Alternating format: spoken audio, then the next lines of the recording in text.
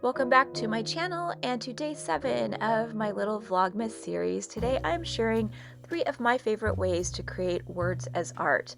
Sometimes in my own practice I don't always have the time or space or even inspiration to create things that maybe feel like quote unquote traditional art where there's a composition and images and things that you recognize. And when I am limited with time or limited with ideas, or sometimes when I just want to warm up and play, I often turn to words and using them in creative and interesting ways, particularly in my art journal, but this can be on a variety of different surfaces. So today I'm sharing with you 3 different ways that I really enjoy doing this. And the first is literally layering words over and over and over again on that surface. Now, I pull inspiration from graffiti, from street art, from things you might see out in the world that are layered over time. I love the look and feel of things being stacked, layered over the top of each other. And I love doing this with words. Often I will also do this if I'm wanting to focus on a word, be really mindful about something. I find my brain really enjoys repetition, even in my artwork. If it's a word, if it's a mark or a certain kind of brush stroke, I really enjoy repeating things all over a surface. And I love picking 1 or 2 different words and really focusing on them and starting to layer them on that surface. Now you can use a variety of different tools and materials. You can use paintbrushes and paint. You could use watercolors. I actually really enjoy using paint pens. I enjoy the Posca paint pens, but I will pull out my entire collection of pens, have them next to me when I'm working, and use everything from big chunky pens to finer lined pens to different colors. My goal is to really build up just a ton of words on a surface so it starts to look less like words and starts to look quite textural or interesting visually throughout that surface, where you can start seeing some of the colors, some of the lines and shapes that those words form by layering them over the top of each other. This is something I often do in a variety of my different art journals. This particular art journal is just one of those cheap composition notebooks that I often use to practice and play around with. I find that it's a quick and easy way to feel like I can just set myself free without worrying about the materials that I'm working with or the surface. And really, this is a fun, quick way. Often this takes me about 10 to 15 minutes just to slowly start building those layers over the top of each other. And it's a fun way to kind of get in a little bit of creativity without any pressure to make something look like something. I spend a lot of time making art, and there's a lot of pressure that can go along with creating a composition, trying to get things looking right, sketching, erasing. And I love the idea of using words as a substitute for some of that pressure, as a way to really break out of feeling like you need to create a perfect composition. And I really love the way that this looks as you continue to layer and add more and more words. Those letters, those lines really take on more of a design feature or a textural element, or even more of a colorful element. You'll notice as they begin to layer and build on top of each other, the surface starts to look completely different than where I started. I'm not just placing a word in the middle, but I'm really challenging myself to see how far I can go by layering and layering and layering those words. These make great standalone pages and surfaces. They're also fun to use as a background when you have more time. You can work over the top of them and really continue to push that surface in creative ways. Layering those words is a really fun way to work in some kind of a creative practice when you're limited with time or limited with that inspiration. The second way I like using words as art is actually working inside of a big, bold shape. I am notorious for doing this, especially in my art journal pages. I will often use these types of elements alongside other things. They're great for layering over the top of something like a colorful background or a messy surface. But these elements are also great as a standalone little part of a surface where you're just really focusing on the scale, going quite large, working over the top with perhaps some embellishments that are simple here and there, but really going all in with lettering, whether it's a quote or a word or something meaningful or sentimental. I love taking up a lot of space with a large shape or element. I tend to gravitate towards circles and ovals, and I like to create them pretty large on a surface. I also love a dark background, so the color black, navy blue, a real dark forest green, anything that I can go back over the top of with my white pen. I love contrast and I love working with light over the top of dark. I love pulling out my favorite white pens. The one I'm using here is the Uniball Signo, or I'll use a Posca pen for some big, bold contrast, working from light to dark on that surface. And this is where you can then go back in and start adding those words. You'll notice that I'm going to be filling up a lot of that space with my words, but you can really play around with how you fill that space. I like making use of the shape.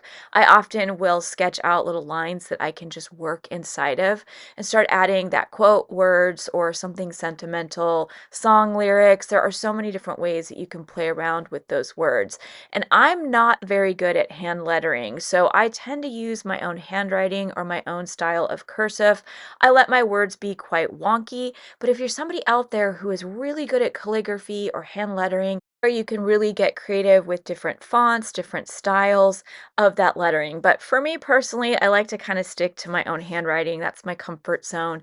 But I really try to go quite bold with those letters. So filling up that space, going larger, using a lot of contrast. This takes me a lot less time than working on a surface that might require me drawing and sketching a lot of stuff. And I really just love making words the focal point, highlighting things that are nostalgic or meaningful or something that I want to focus on. And while this particular process of creating a large shape and getting those words placed inside of it takes a little bit longer, it is an easy thing to fit into your schedule if you've got limitations with time or supplies.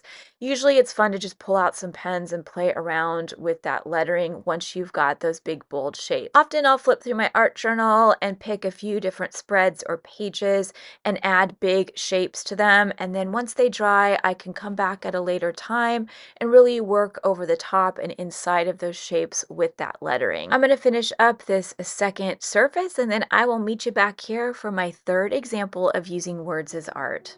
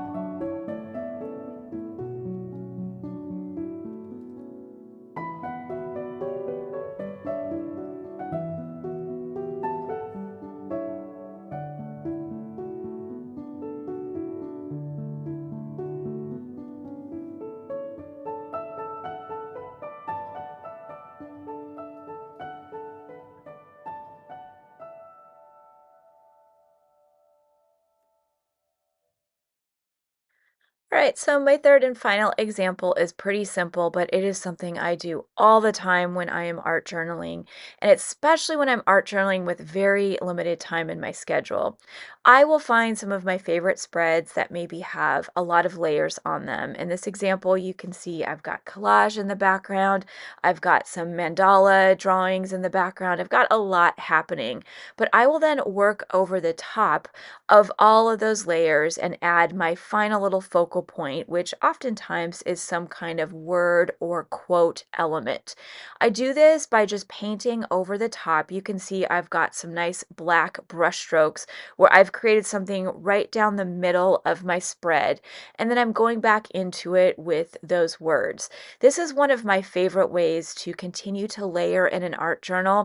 For those of you new to my videos and my community, I love to art journal and I love to challenge myself to see how many different layers and elements I can add to my surfaces and pages. Sometimes it doesn't work, sometimes it works really well, and I love finishing off those layered surfaces with words or a quote. Really fun, fast way to add a focal point to a surface, or in my case, an art journal spread that has a lot of different elements.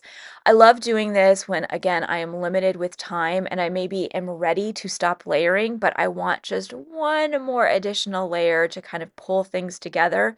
You'll notice in this particular spread, my words start to come to the forefront, they come to the foreground, and that background that is really busy, really messy, starts to fade into the background a bit more. And you have a really nice push and pull between those busy elements and then those big, bold letters right down the middle. Now, you can have fun with this concept in so many different ways. You can use collage elements for those words, you can use paint. I love cramming little lettering into elements here and there. So sometimes I'm not always thinking about a focal point, but I'm thinking of words as just another design element on a surface. I just love having a reason to incorporate writing and words. For my entire life, I've been somebody that has kept actual journals and diaries. It was a big part of my youth, and being a teenager, I would always journal and write. And I love incorporating that into my art journal and my visual journaling pages. It's a fun way to have this push and pull and a combination of different elements on a surface. And again, it's another really fun way to fit something creative into your schedule without it taking up a lot of time. Some of the other concepts and techniques that I have used on these particular examples took me a while. They took time to dry, and I spent more time kind of building up those layers. But then adding some kind of quote or lettering, or letting myself free write or write inside or around that spread really is something I can do in these short bursts of time.